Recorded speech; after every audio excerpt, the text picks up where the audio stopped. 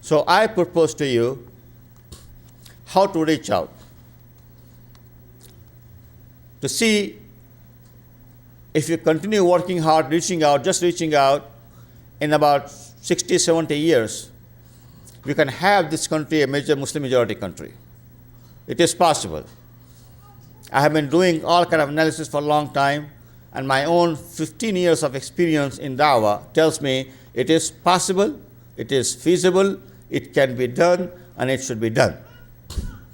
And we can influence media, we can influence government, so that at least Muslim community can live under Islamic laws for themselves.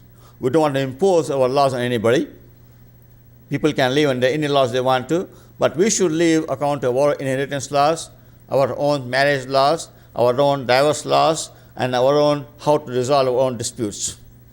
So this should be our goal, to live like this.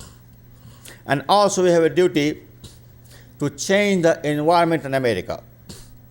We are citizens of this country, and we should have love for this country.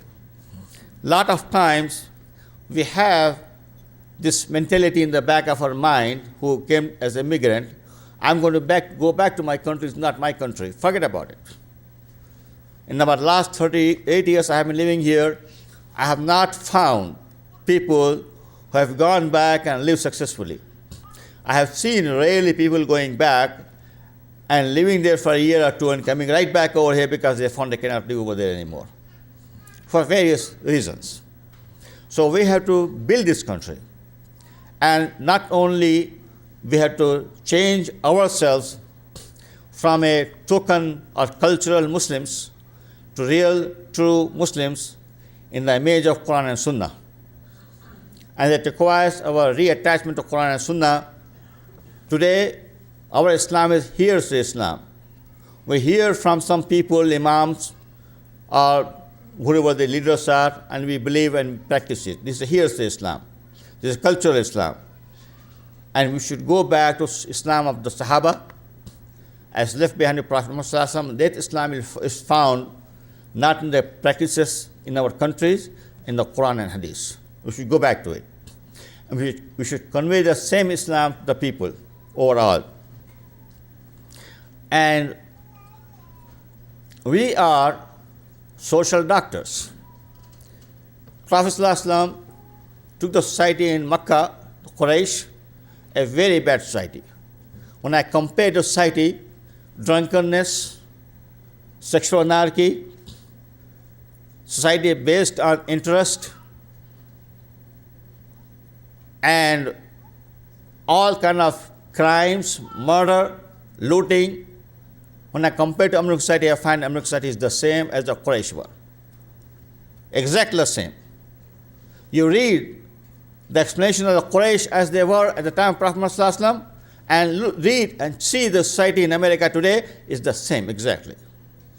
If Prophet Muhammad, one man, reformed the society and brought them to become a world power, my dear brothers and sisters, we have a duty to make a contribution to society, to remove drunkenness, remove drug addiction, to remove this divorce rate, sexual anarchy, and all these things. We have the medicine to change it. Last week, maybe a week before, ABC Nightline has 5 evenings of drug problem in this country. And all the emphasis is on drug supply, to stop drug supply. And their conclusion was, it's not drug supply, it's drug demand.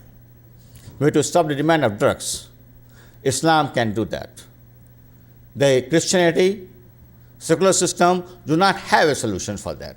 And we have a solution for that. We can stop the demand for drug. And if there's no demand, you can have tons of supply, it will not sell. So we can make contribution, and we cannot run away from it. It's like a doctor. A doctor, his place is in the hospital. His place is with the sick people.